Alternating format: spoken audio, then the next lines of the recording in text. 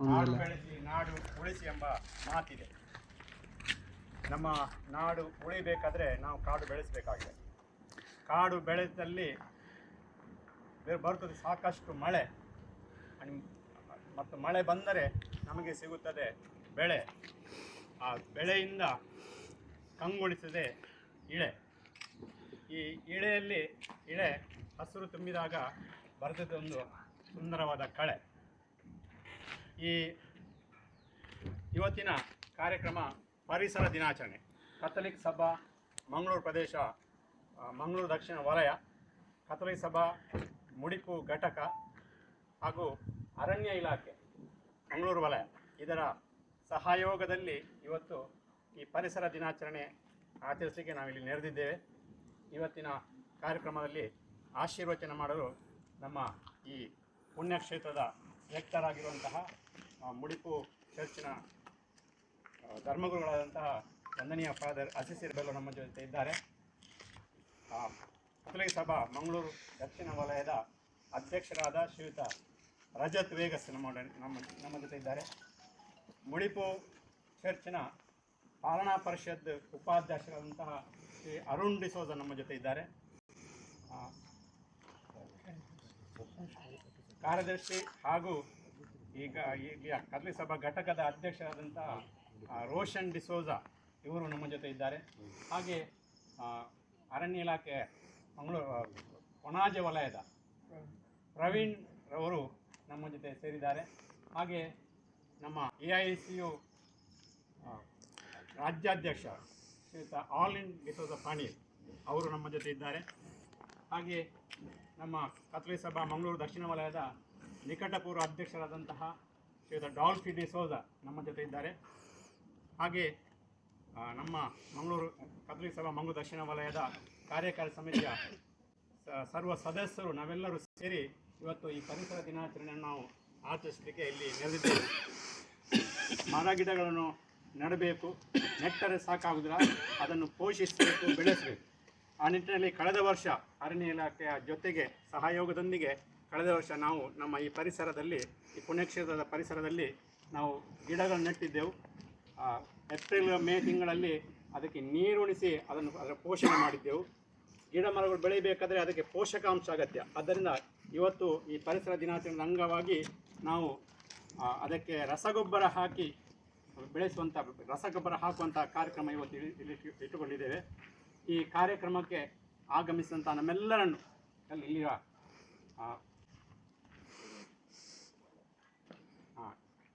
Rajat Vegas ಅವರು ಎಲ್ಲರನ್ನು ನಮ್ಮನ್ನು ಸ್ವಾಗತಿಸ್ತಾರೆ. ಈ ಪರಿಸರ ದಿನಾಚರಣೆಯ ಅಂಗವಾಗಿ ಇಲ್ಲಿ ಈ ವರ್ಷ ನಾವು ಪರಿಸರವನ್ನು ಪೋಷಿಸುವ ಕಾರ್ಯಕ್ರಮ ನಡೆದಿರ್ತಕ್ಕಂಥ ನಮ್ಮ ಮುಡಿಪು ಪುಣ್ಯಕ್ಷೇತ್ರದ ಅಧ್ಯಕ್ಷರಾಗಿರುವಂತಹ ಫಾದರ್ ಅಸಿಸಿರ್ ಬೆಲ್ಲೋ ಅವರಿಗೆ ನಾನು ತಮ್ಮೆಲ್ಲರ ಪರವಾಗಿ ಸ್ವಾಗತಿಸುತ್ತೇನೆ. ಹಾಗೂ ಅರಣ್ಯ ಇಲಾಖೆಯ ಪ್ರವೀಣ್ ಡಿಸೋಜ ಇವರಿಗೂ ನಾನು ಸ್ವಾಗತಿಸುತ್ತೇನೆ.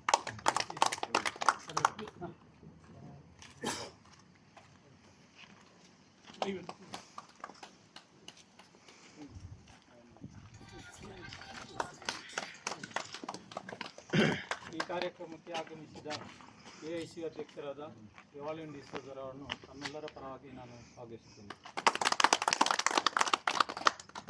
ಮುಡಿಪು ಚರ್ಚಿನ ಉಪಾಧ್ಯಕ್ಷರಾಗಿರುವ ಅರುಣ್ ಡಿಸೋಜ ಇವರನ್ನು ನಾನು ನಮ್ಮ ಕಾರ್ಯಕ್ರಮಕ್ಕೆ ಸ್ವಾಗತಿಸುತ್ತೇನೆ. ನಮ್ಮ ನಿಕಟಪೂರ್ವ ಅಧ್ಯಕ್ಷರಾದ ಡಾಲ್ಫಿ ಡಿಸೋಜ ಇವರನ್ನು ಈ ಕಾರ್ಯಕ್ರಮಕ್ಕೆ ಸ್ವಾಗತಿಸುತ್ತೇನೆ. ನಮ್ಮೆಲ್ಲರ ಈ ಕಾರ್ಯದರ್ಶಿಯಾಗಿರುವ ಶ್ರೀ ಫೆಲಿಕ್ಸ್ ಮಾಸ್ಟರ್ ಇವರನ್ನು ನಾನು ಸ್ವಾಗತಿಸುತ್ತೇನೆ. ಮುಡಿಪು ಘಟಕದ ಅಧ್ಯಕ್ಷರಾಗಿರುವ ರೋಷನ್ ಡಿಸೋಜ, ಚರ್ಚಿನ ಪಾಲನಾ ಪರಿಷತ್ನ ಕಾರ್ಯದರ್ಶಿಯಾಗಿರುವ ರೋಷನ್ ಡಿಸೋಜ ಇವರನ್ನು ಸ್ವಾಗತಿಸುತ್ತೇನೆ. ಹಾಗೂ ತಮ್ಮೆಲ್ಲರನ್ನು ಈ ಕಾರ್ಯಕ್ರಮ ಮಗದನ್ನು ಸ್ವಾಗತಿಸುತ್ತಾ ಸರ್ವರಿಗೂ ಸ್ವಾಗತ ಬಯಸಿದಂತಹ ಶ್ರೀಯುತ ರಜತ್ ವೇಗಸ್ ನಮ್ಮ ಕಥೋಲಿಕ್ ಸಭಾ ಮಂಗಳೂರು ದಕ್ಷಿಣ ವಲಯದ ಅಧ್ಯಕ್ಷರು, ಅವರನ್ನು ನಿಮ್ಮೆಲ್ಲರ ಪರವಾಗಿ ಹಾರ್ದಿಕವಾಗಿ ಸ್ವಾಗತಿಸುತ್ತೇನೆ. ಅವರಿಗೆ ವಿಕ್ಟರ್ ಅವರು ಪುಷ್ಪವನ್ನು ನೀಡಿ ಗೌರವಿಸುತ್ತೇವೆ.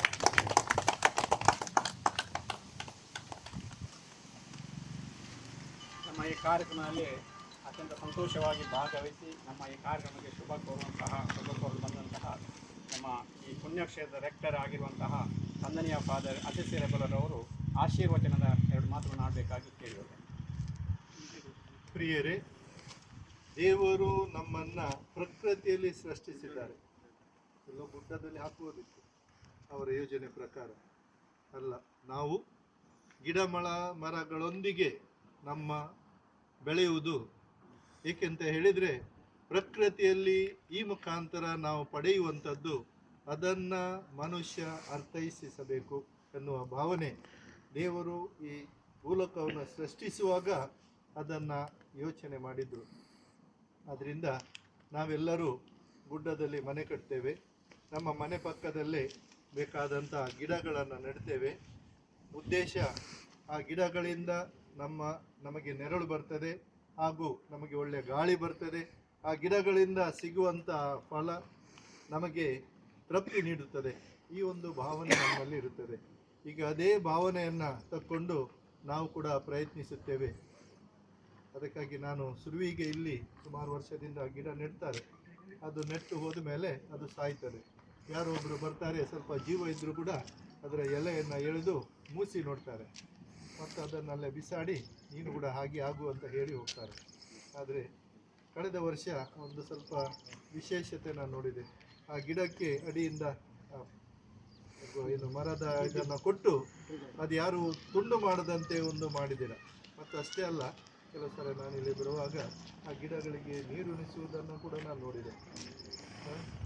ನಾವು ನೋಡ್ತೇವೆ, ಗಿಡ ಸಾಯಲಿಕ್ಕೆ ಶುರುವಾಗಿದೆ, ಏನು ಮಾಡ್ತೇವೆ ಕೇಳಿ ಹೋಗ್ತೇವೆ, ಆ ಗಿಡ ಎಲ್ಲೇ ಸಾಯಲಿ ಅಂತೇಳಿ. ಆದರೆ ಈ ವರ್ಷ ಕಳೆದ ವರ್ಷ ಒಂದು ಒಳ್ಳೆತನವನ್ನು ನಾನು ನೋಡಿದ್ದು, ಅದಕ್ಕೆ ನೀರುಣಿಸಿ. ಅದಕ್ಕೆ ಈಗ ನಾನು ನೋಡುವಾಗ ಎಲ್ಲ ಗಿಡಗಳು ಹೆಚ್ಚಾಗಿ ಒಳ್ಳೆಯಾಗಿ ಇವೆ. ಈಗ ಕೆಳಗೆ ಎಲ್ಲೂ ಗಿಡ ನೆಟ್ಟಿದ್ದಾರೆ. ಅನೇಕ ವರ್ಷ, ಇದು ನನ್ನ 6ನೇ ವರ್ಷ ನೋಡ್ತಾ ಇದ್ದೇನೆ, ಅದು 7ನೇ ವರ್ಷದಲ್ಲಿ ಸಾಯ್ತದೆ. ಏಕೆಂತ ಹೇಳಿದರೆ ಆ ರೀತಿ ಸರ್ಕಾರಕ್ಕೆ ಬೇಸರ ಪಡಬೇಡಿ. ಏಕೆಂತ ಹೇಳಿದರೆ ಗಿಡ ನಡುವ ಕಾರ್ಯಕ್ರಮ, ಆ ನೆಟ್ಟದ್ದಕ್ಕೆ ಹಣ ಸಿಗುವ ಕಾರ್ಯಕ್ರಮ, ಚೆಕ್ ಪಾಸಾದ ನಂತರ ಸಾಯುವ ಕಾರ್ಯಕ್ರಮ, ಇನ್ನೊಮ್ಮೆ ಪುನಃ ಅದೇ ಜಾಗದಲ್ಲಿ ನಡುವಂಥ ಕಾರ್ಯಕ್ರಮ, ಇದು ಆಗ್ತಾ ಇರ್ತದೆ. ಅದಕ್ಕಾಗಿ ನಮ್ಮವರು ಒಂದು ಕೆಲವು ಆಲೋಚನೆ ಮಾಡಿಕೊಂಡು ಆ ನೆಟ್ಟ ಗಿಡಗಳಿಗೆ ಏನಾದರೂ ಉಣಿಸಬೇಕು. ಆ ಒಂದು ಮನೋಭಾವ ತಕ್ಕೊಂಡು ದೇವರು ನಮಗೆ ಸೃಷ್ಟಿಸಿದ್ದಾರೆ. ಸೃಷ್ಟಿಸಿದ ದೇವರು ನಮ್ಮನ್ನು ಕಾಪಾಡ್ತಾರೆ. ಹೇಗೆ? ಮನೆಯಲ್ಲಿ ಕೂತ್ಕೊಂಡ್ರೆ ಆಗೋದಿಲ್ಲ. ನಾವು ಕೃಷಿ ಮಾಡಬೇಕು, ದೇವರು ಕೊಟ್ಟಂಥ ವಸ್ತುಗಳನ್ನು ಉಪಯೋಗಿಸಿ ಮುಂದೆ ಹೊಡಬೇಕು. ಅದರ ದೇವರು ನಮಗೆ ಆಶೀರ್ವಾದ ಕೊಡ್ತಾರೆ. ಅದೇ ನಮ್ಮೆಲ್ಲರಲ್ಲಿ ಆ ಒಂದು ಭಾವನೆ ಬೆಳೆಯಲಿ.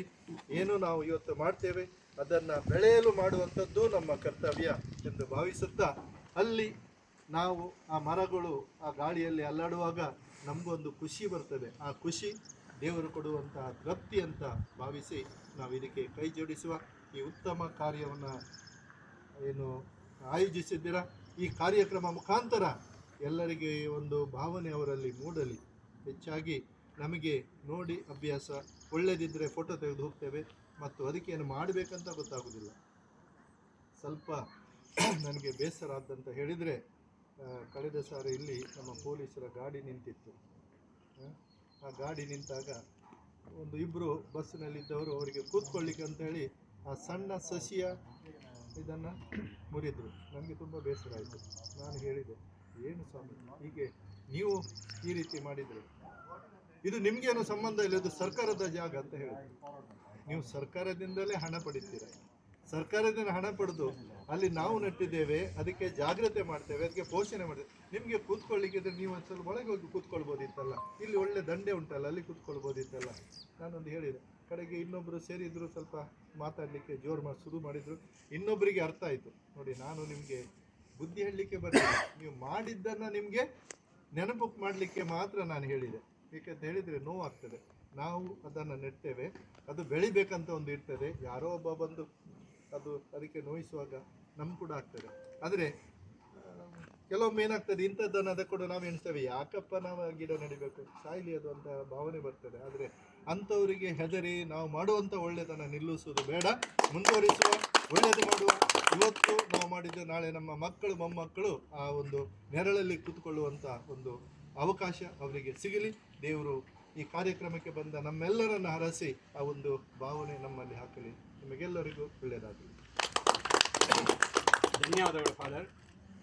ಈ ಪ್ರಕೃತಿ ದೇವರು ನಮಗೆ ಕೊಟ್ಟಂತಹ ಒಂದು ವರದಾನ. ಈ ಪ್ರಕೃತಿಯಲ್ಲಿ ನಾವು ಗಿಡಗಳನ್ನು ನೆಡುವುದು ಮಾತ್ರ ಅಲ್ಲ, ಅವುಗಳನ್ನು ಪೋಷಿಸಬೇಕು, ಬೆಳೆಸಬೇಕು ಎಂಬ ಮಾತಿನೊಂದಿಗೆ ನಮ್ಮ ಈ ಕಾರ್ಯಕ್ರಮದ ಬಗ್ಗೆ ಮೆಚ್ಚುಗೆ ವ್ಯಕ್ತಪಡಿಸುತ್ತಾ ನಮ್ಮ ಕಾರ್ಯಕ್ರಮಕ್ಕೆ ಶುಭ ಕೋರಿದಂತಹ ವಂದನೀಯ ಅಸಿಸಿ ರೆಬೆಲ್ಲವರಿಗೆ ಧನ್ಯವಾದಗಳು. ಈಗ ಈ ನಮ್ಮ ಕಾರ್ಯಕ್ರಮ ಅರಣ್ಯ ಇಲಾಖೆಯ ಸಹಯೋಗದೊಂದಿಗೆ ನಡೀತಾ ಇದೆ.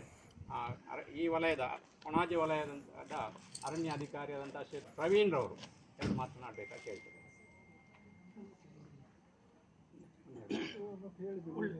ಒಳ್ಳೆಯದಾಗಲಿ ಅಂತ ಹೇಳಿ ಒಂದು ಮಾತು ಹೇಳಿದ್ರೆ ಎಲ್ಲರಿಗೂ ನಮಸ್ತೆ. ಈ ಥರ ಇಲಾಖೆಯಿಂದ ಪ್ರತಿ ವರ್ಷ ಗಿಡ ನೆಡ್ತೀವಿ. ಅದ್ರ ಜನರು ಕೂಡ ಅದಕ್ಕೆ ಸಹಾಯ ಮಾಡಿದ್ರೆ ಒಳ್ಳೆಯದಾಗುತ್ತೆ. ಇವಾಗ ನೋಡಿ ನೀವೆಲ್ಲರೂ ಸೇರಿ ಗೊಬ್ಬರ ಹಾಕ್ತಾಯಿದ್ದೀರಿ.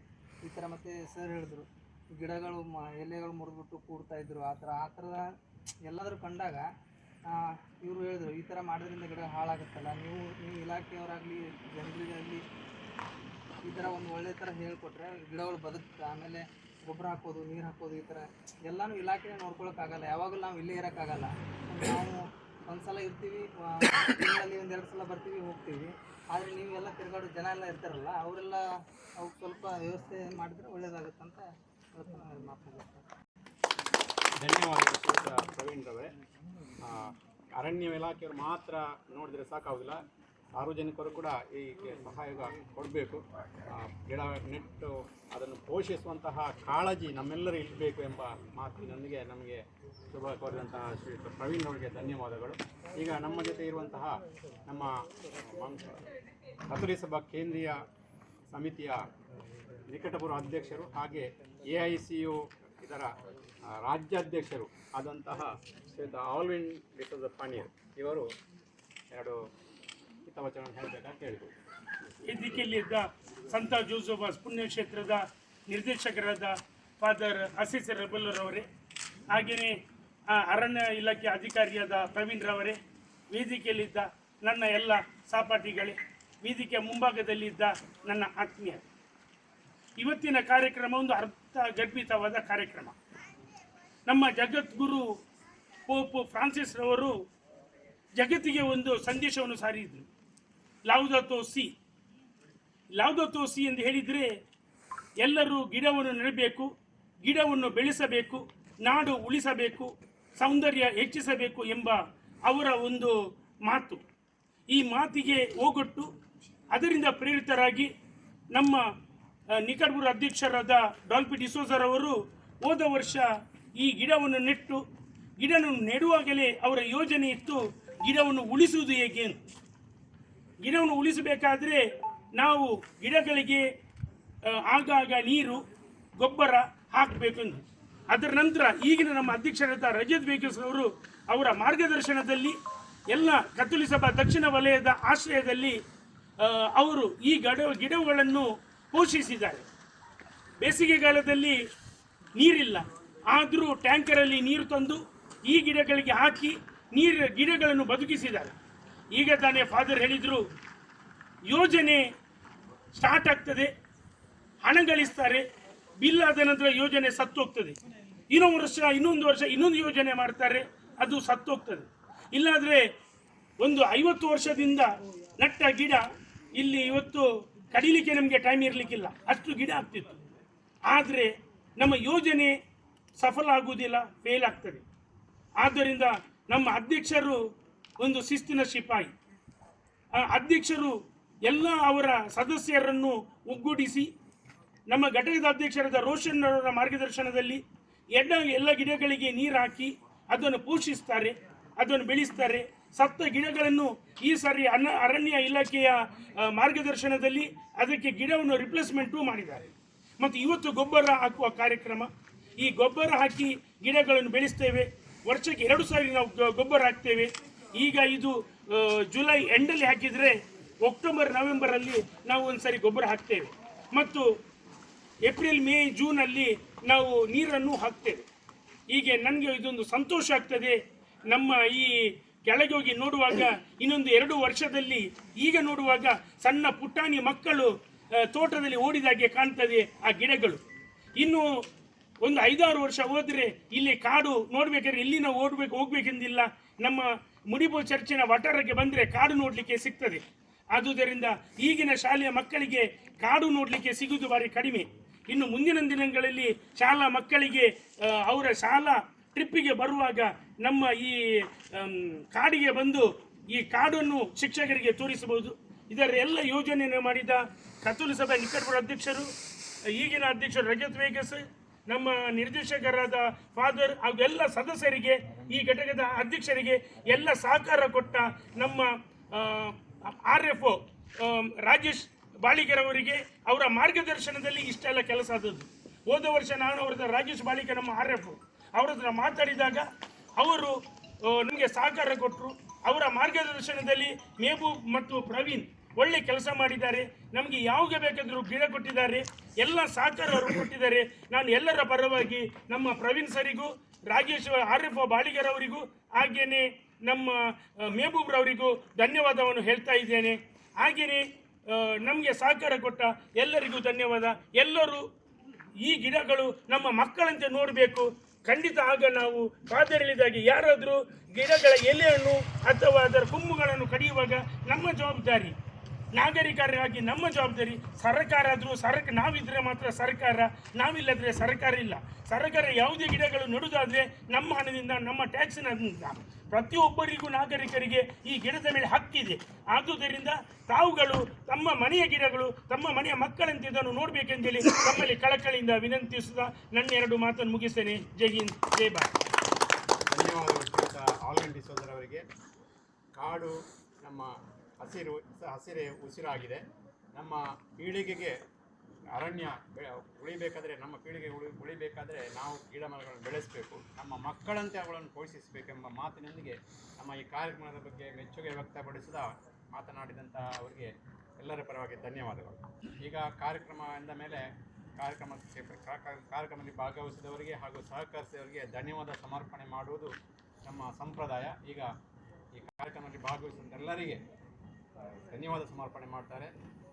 ಇಲ್ಲಿಯ ಕತ್ತಲೆ ಸಭಾ ಮುಡಿಪು ಘಟಕದ ಅಧ್ಯಕ್ಷರಾದಂಥ ಶ್ರೀಯುತ ರೋಷನ್ ಡಿಸೋಜರ್.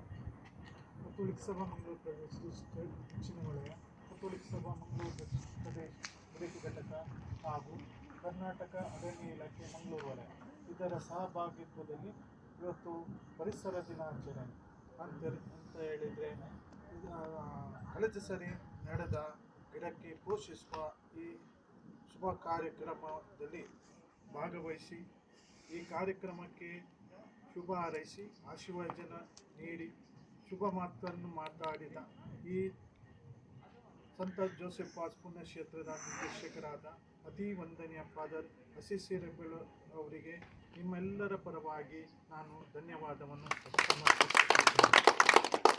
ಅದೇ ರೀತಿ ಈ ಕಾರ್ಯಕ್ರಮಕ್ಕೆ ಅರಣ್ಯ ಇಲಾಖೆಯಿಂದ ಪರವಾಗಿ ಪ್ರವೀಣ್ ಅವರು ನಮ್ಮೊಂದಿಗಿದ್ದಾರೆ. ಅವರು ಈ ಕಾರ್ಯಕ್ರಮದಲ್ಲಿ ಭಾಗವಹಿಸಿ ನಮ್ಮನ್ನು ಉದ್ದೇಶಿಸಿ ನಮಗೆ ಕೃತಜ್ಞತೆಯನ್ನು ನುಡಿದಿದ್ದಾರೆ.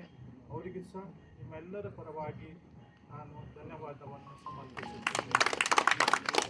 ಈ ಕಾರ್ಯಕ್ರಮವನ್ನು ಆಯೋಜಿಸಿದ ದಕ್ಷಿಣ ವಲಯದ ನಮ್ಮ ಕಥೋಲಿಕ ಸಭಾ ಅಧ್ಯಕ್ಷರಾದ ಶ್ರೀಮನ್ ರಜತ್ ವೇಗಸ್ ಅವರು ನಮ್ಮೊಂದಿಗಿದ್ದಾರೆ. ಅವರಿಗೂ ಸಹ ನಿಮ್ಮೆಲ್ಲರ ಪರವಾಗಿ ನಾನು ಧನ್ಯವಾದವನ್ನು ಸಮರ್ಪಿಸುತ್ತೇನೆ.